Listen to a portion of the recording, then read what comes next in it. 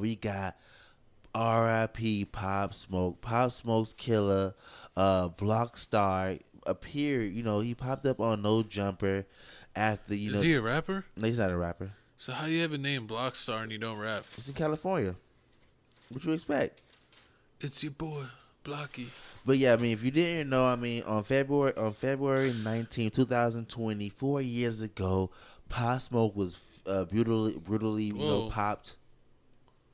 Beautifully, I said brutally, pop. I guess people saying he was coming out the shower. He lost his life, Cole. He lost his life. He lost his life. You didn't remember. He lost his life. He was on his birthday. He was in California celebrating. And he was posting pictures and everything. I mean, people remember his homie Mike D posted the photo of like their luggage. The luggage showed the address of the Airbnb. Allegedly, they showed the door number to the Airbnb. So that's where they're saying these youngins, got the information from, and that's where it all went down. So the dude, BlockStar, went on No Jumper. He said he's been out for at least 5-6 months now. He's ready to tell his story. We got the video here of him telling his story. Then we got Adam 22 talking about he not a culture vulture. I'm not sorry about nothing. It should never happen, but I ain't sorry. Feel me? Like, if I could go back, I'll go back, but I ain't sorry. Like, die every day. Like, he was rapping about it, all type of. So I ain't sorry about it, but I send my condolences to the family, and I wish it never happened. Okay, so I wanted to respond to some of the feedback about me interviewing BlockStar, Pop Smoke's killer. I didn't do that interview because I don't care. That's what a lot of people seem to think, is that Adam just doesn't give a fuck. That's not the case at all. I did that interview because I thought that it was an important historical record of somebody who was involved in one of the most tragic, insane stories in rap history. I knew Pop Smoke. I was texting him for probably a year. We spoke on camera for a couple minutes for Rolling Loud in 2019, like a few months before he passed. And I had a huge amount of respect for him. I'm not ignorant to what a gigantic impact he had on New York City. And I have nothing but respect for him, and definitely did not want to, enrage his friends or family. I actually wanted to do a piece of content that I thought they would be able to benefit from. Also, I care about one thing more than anything else. The money. And that's feeding the streets, giving the streets what they want. What are the streets exactly? I mean, it's kind of a general term. I'm talking about like the people in the hoods. I'm talking about the gang members. I'm talking about the YouTube commenters. There's a lot of overlap. So what they want to see is really what I'm trying to bring to the table. So, I see a lot of people who are kind of from outside the niche that I occupy, who seem very upset about this. But I know that on my side of things, everybody that I know was incredibly excited to see that interview. It was like one of the most anticipated interviews of the year because people find it interesting. It don't even have 1 million views yet. I guess it wasn't that interesting. But I mean, back to the interview. So I mean, throughout the interview, it's an hour-long interview on No Jumper. The kid talks about basically how he didn't have a father growing up. So I mean, that's where all his anger. So you're allowed to be a menace? Basically, what he said, all his anger came from. He always just reacted fast. He pops perks. He be smoking. He be doing all that stuff. Also in the interview, he admits that they got more than $2,000 from Pop Smoke and the watch situation. And the watch also, he talks about how Mike D and also the girls at the party weren't the people, I guess, that allegedly set up Pop Smoke. But he's not gonna say who did it. He didn't talk about who was the trigger man in the situation. He also talks about basically how the police caught him, how he was on the run for 6 months before he ended up going to jail. And also the crazy part is, imagine catching a body in the middle of the night, then going to school the next day.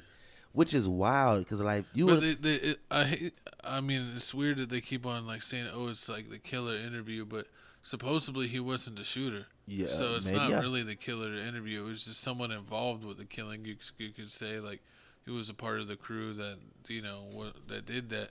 but like he wasn't the actual killer. But I mean, what's the difference? What's the difference between this and like when Dateline, NBC, and all the other places like show like people in jail and then they interview them? Yeah, show people in jail, interview, or like they show like the mass shooters, like they show them and like do interviews with them. Yeah, that's true. So like, are they culture vultures? People have problems, man, and they've been making like they gonna make money off it regardless. Well, remember they made like the Jeffrey Dahmer show was like one of the biggest shows ever. All the serial killers TV shows, and that's not even like a documentary. That's just like them remaking the crazy stuff. True. See, you know, people in Hollywood, they're gonna talk about it. They love the true crime. True crime, yeah. True crime is like one of the biggest genres in podcasting, in anything. Period. And YouTube, yeah. Period. Let YouTube, us know, TV. So we get in true crime. Think about true crime is so good. Law and Order is still coming on. Law and Order was coming on since you was a kid, and it's still coming on. You know who saved Law and Order? Ice-T. Exactly. And LL Cool J. And Bow Wow. Oh my God, not Bow Wow. He was on Cyber. He was on what? The Cyber one. I think it was like Law and Order Cyber like. This is some weird stuff. I don't know. He was on that one. It didn't last long. Ever did was good was Tokyo Drift. Ooh, you the only one that likes Tokyo Drift. It's the best. It's Fast and Furious. You know what? Count him below. Please count him. He thinks his people favorite agree Fast with and Furious movie my is Tokyo sister's Drift. boyfriend thinks that Tokyo Drift is the best Fast and Furious He's also overall. not black. It's horrible. Doesn't mean anything. It means everything. Nobody thinks Tokyo Drift is the best one out of all of them. It's actually the worst one. I'd rather watch. You don't like Shad Moss? Now you're a Shad Moss hater? I'd rather watch him go to space. Fast and Furious in space is better. I knew you were Ludacris. Lucas is fire. Super fan. Okay, horrible. But back to what we were saying. So I mean, in this situation, the question is, what is a culture vulture? Because like we said, NBC, Dateline do this. All these other places talk to killers and everything. What's a culture vulture? Is culture vulture basically anybody that we say shouldn't be talking about what we feel like they're talking about? Basically, I feel like it's people that are, like almost doing documentaries on stuff or things that they're Trap not Lord from. Ross. Yeah, like Trap Lord Ross or Adam 22. I think they call DJ Academics coach. No, I don't know about that one. I mean, they technically could because he's not even American. He's Jamaican, right? Yeah, the DJ Vlad, they call him a culture vulture. I mean, so it's a bunch of white dudes talking about gang violence and either kind of like documentary style or interview style, and they're making money basically on. As you could say, black on black crime. So true, and they do always get on Adam 22 because I do know when I follow a lot of the California like blog sites, they'll be like, "Oh, we need to get off. I need to get off Adam 22. All he do is promote gang violence and everything. He don't talk about anything else. We're trying to bring gang violence down, but he wants to go and bring you on No Jumper and ask you questions. But at the same time, I'm thinking like." You don't gotta answer the questions. I understand when people say like, "Oh, you shouldn't promote violence," and this only like begets more violence because if you make something popular or something big, like Chief Keef making smoking Tuka, like one of the hugest things in the world. The Young Miami saying it and having to apologize. Then they're making people mad and they want to retaliate and stuff. So, that kind of it just kind of was what comes with it. I mean, at the end of the day, people are always going to say something. No matter what you're doing, you could have 20 million subs. They're going to say, you're corny. Exactly. So, you shouldn't be here. What place do you think is more dangerous right now to be for a rapper? In California, in Jacksonville, or in Chicago? I just think really any major city, if you're not moving correctly, if you really don't know the city like that and you're moving around in areas that, do have some crime, like you got to watch yourself. Especially, man, like times is tough right now. There's a recession across most of the United States.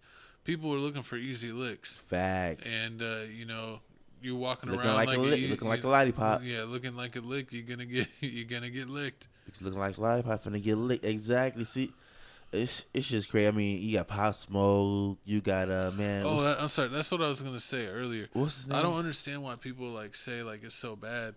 Like to check this stuff out, but then you got people that are like World War I or World War II fanatics, True. Or like Civil War fanatics, or like all kinds of different wars, Revolutionary War, whatever. And it's like that's all just like studying about battles where people killed each other.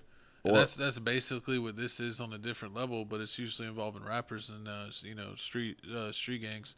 So it's just like, World War I and II could be interesting to someone. We're not from 63rd could be. It's interesting. O-Block and Chief Keef and their whole, murder mysteries is, that's people's number one go-to. That's something they like to watch. First 48 is up there. Snap is up there. Yeah, everything on the Oxygen channel, basically. Oprah channel. They say No Jumper lives off of Chicago and California violence. Hey, man. Just interviewing all the people that have ops. Yeah, true. I mean, hey, making money, gotta make your money somehow. But you guys comment below how you feel about this whole Adam. Y'all watch it. Y'all can say Culture Vulture this, Culture Vulture that. Y'all watching it. Y'all still want to see the content. Y'all want to see this person get interviewed and see what they have to say. True. Even if they're a dirtbag, you want to see what the dirtbag's saying. I wonder if they call Bootleg Kev a Culture Vulture. No, he got invited. He got invited to the cookout. Because I know they got this Detroit dude, this Detroit blogger that everybody goes to. He's like the Adam 22 of Detroit. He's like this short white dude. They just called him a Culture Vulture. And like he got so mad about it. He's like, I'm not a Culture Vulture. Cam Capone News is a Culture Vulture. He's black, isn't he? I hate that guy. He's like, oh, so tell me about this.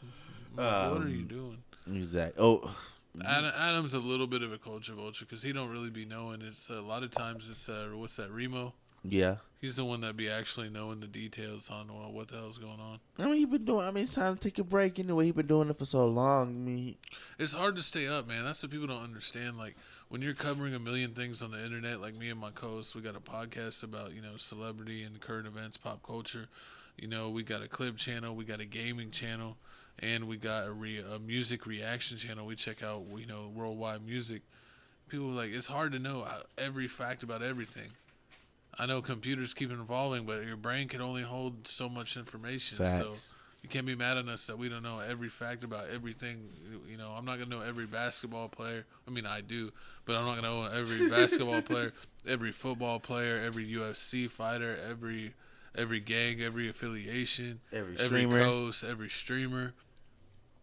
And plus, I don't care to know everything. So it is what it is, and if it's big enough, we'll talk about it and throw our 2 cents in the game. But R.I.P. Pop Smoke, he has some pretty cool music. He had a really unique voice.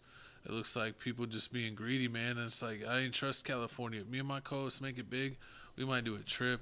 We're gonna, be in a hotel. We ain't doing no Airbnbs, and we ain't never living out there. And we're not going to the Holiday Inn. We're not gonna live in Miami. No. We're not going to the Holiday Inn. Run on down on like Fresh and Fit. Whoa. Oh yeah, and Brickell. Yeah, and you ain't saving nowhere you go, man. Especially in Miami. But we're staying in Texas, away from the beef, the real South, not Georgia. All right, well, comment down below how you feel about this whole situation in Adam 22. Is he a Culture Vulture?